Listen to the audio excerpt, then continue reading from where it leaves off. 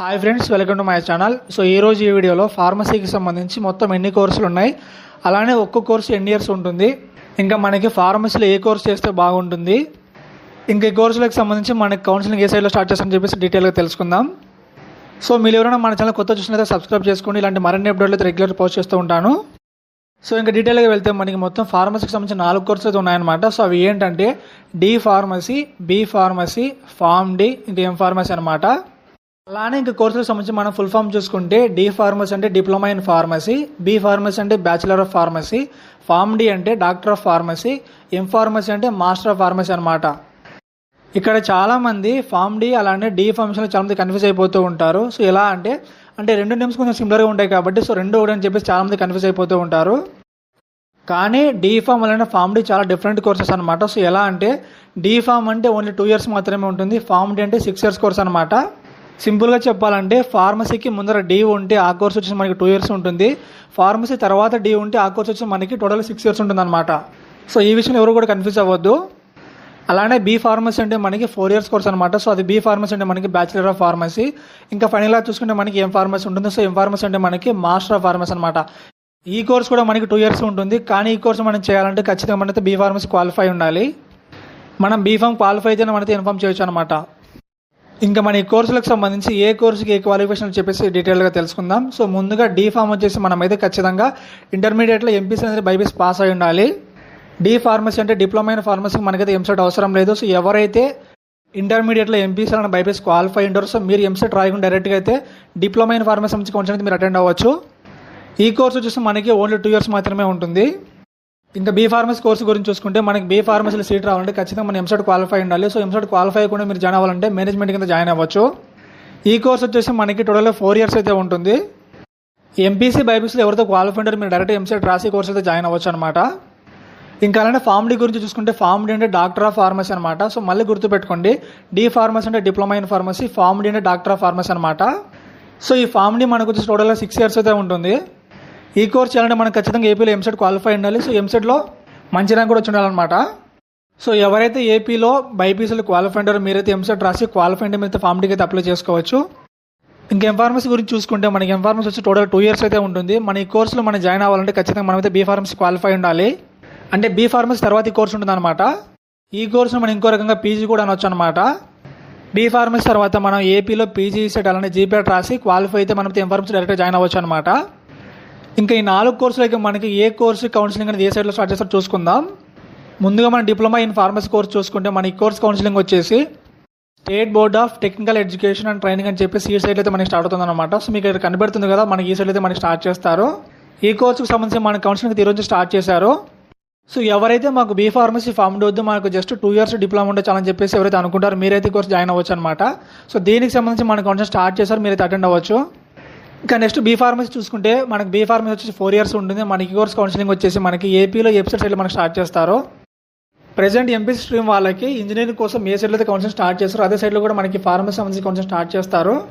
So ఈ counselling వచ్చేసి మనకి ఎంపీసీ కౌన్సిలింగ్ తర్వాత స్టార్ట్ చేస్తారు. ఇంకా ఫార్మ్ డి చూసుకుంటే మనకి ఈ కౌన్సిలింగ్ కూడా సేమ్ బీ ఫార్మసీ ఎక్కడైతే స్టార్ట్ చేస్తారో అదే సైడ్లో స్టార్ట్ చేస్తారు. అంటే ఇంకా మనకి ఫార్మ్ డి కూడా మనకి బీ ఫార్మ్ అయితే ఎప్పుడు స్టార్ట్ చేస్తారు కౌన్సిలింగ్ అనేది అప్పుడైతే మనకి స్టార్ట్ చేయడం జరుగుతుంది. ఈ కోర్స్ వచ్చి మనకి 6 years ఉంటుంది అనమాట. ఇంకా ఎం ఫార్మసీ కౌన్సిలింగ్ చూసుకుంటే మనకి ఈ కోర్స్ కౌన్సిలింగ్ వచ్చేసి ఏపీలో పీజీ సెట్ అయిన సైడ్లో స్టార్ట్ చేస్తారనమాట.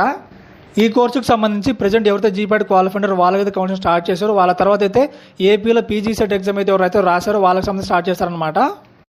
ఇంతవరకు మనం ఈ 4 కోర్సులకు సంబంధించి ఏ కోర్స్ ఎన్ని ఇయర్స్ ఉంటుంది అలానే ఏ కోర్స్ కౌన్సిలింగ్ ఎక్కడ స్టార్ట్ చేస్తుందని చెప్పేసి డీటెయిల్గా చూసుకున్నాం. సో ఇప్పుడు ఈ కోర్సు చేస్తే మనకి ఫ్యూచర్ ఎలా ఉంటుందని చెప్పేసి తెలుసుకుందాం. ముందుగా మన డిప్లొమా ఇన్ ఫార్మసీ గురించి చూసుకుందాం. సో డిప్లొమా ఇన్ ఫార్మసీ చేస్తే మనకి జాబ్స్ ఎలా ఉంటాయి అంటే మన ఫ్యూచర్ ఎలా ఉంటుందని చెప్పేసి డీటెయిల్గా చూసుకుందాం. సో ఫస్ట్ ఆఫ్ ఆల్ మన డిప్లొమా ఇన్ ఫార్మసీ చేస్తే అంటే 2 years కంప్లీట్ అయిపోయిన తర్వాత మీరు డైరెక్ట్గా అయితే బీ ఫార్మసీ అయితే జాయిన్ కూడా అవ్వచ్చు. సో బీ ఫార్మసీలో మనం డైరెక్ట్గా సెకండ్ ఇయర్లో అయితే జాయిన్ అవ్వచ్చు అనమాట. ఇంకా మాకేం వద్దు, మాకు జస్ట్ జాబ్ చాలు, మాకు బీ ఫార్మసీ వద్దు అనుకుంటే కింద జాబ్ అయితే మీరు చేయొచ్చు అనమాట. సో జాబ్స్ ఏంటో చూసుకుందాం ఒకసారి.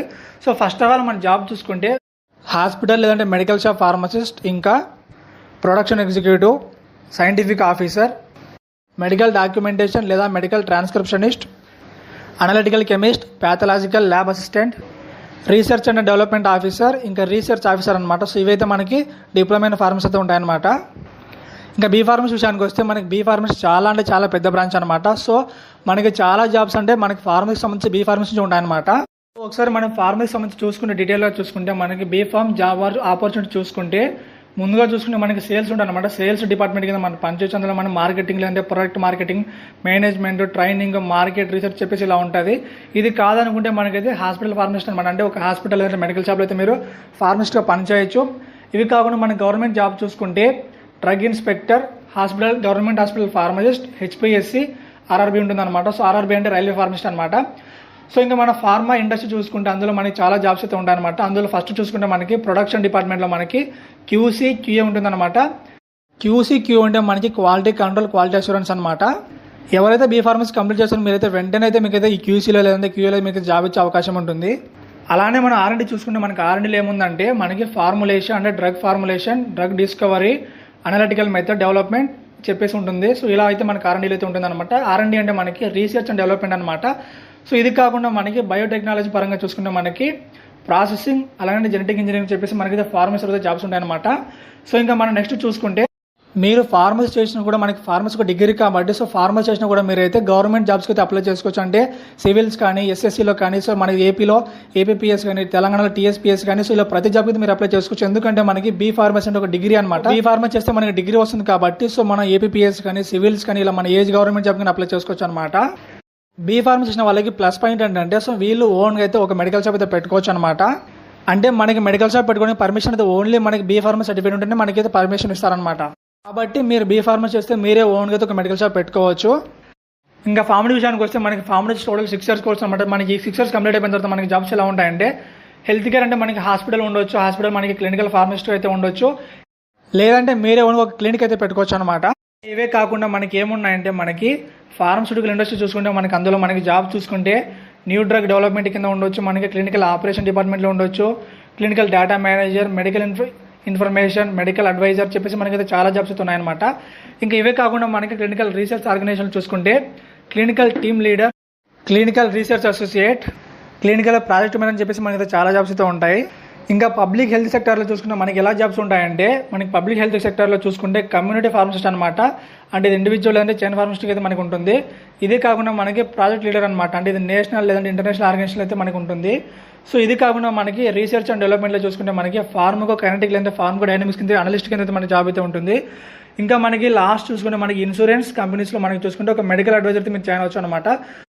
సో ఇవే కాకుండా ఫార్మడీ చేస్తే మనకున్న మెయిన్ అడ్వాంటేజ్ ఏంటంటే సో ఫార్మడీ చేసిన వాళ్ళు ఒక గవర్నమెంట్ మెడికల్ కాలేజ్ లేదంటే ప్రైవేట్ మెడికల్ కాలేజీలో మీరు ఒక ప్రొఫెసర్ అయితే వెళ్ళొచ్చు అనమాట. ఇంకా చాలా మంది ఫార్మడీ చేస్తే జాబ్స్ అసలు లేవని చెప్పి చాలా మంది అనుకుంటున్నారు. కానీ మనకి ఫార్మడీ చేస్తే చాలా అంటే ప్రైవేట్ సెక్టర్లో చాలా జాబ్స్ ఉన్నాయన్నమాట. అది కూడా ఫార్మ్ ఇండస్ట్రీలోకి వెళ్తే మనకి చాలా జాబ్స్ అవైలబుల్ అయితే ఉంటాయి.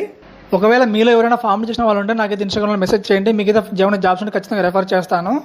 ఇన్స్టాగ్రామ్ లింక్ వచ్చేసి నా యూట్యూబ్ ఛానల్ డిస్క్రిప్షన్ మెన్షన్ చేశాను అనమాట. సో అక్కడ వెళ్ళి మీరైతే నాకు ఇన్స్టాగ్రామ్లో మెసేజ్ చేయండి.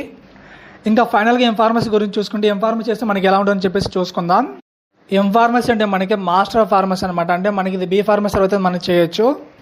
అంటే ఎంఫార్మసీ చేస్తే మనకి ఎలా ఉంటుందంటే సో ఎవరైతే బీ ఫార్మసీ వాళ్ళు ఉంటారో సో వాళ్ళకంటే మనైతే పైకి అయితే ఉంటాం అనమాట ఎంఫార్మసీ చేస్తే.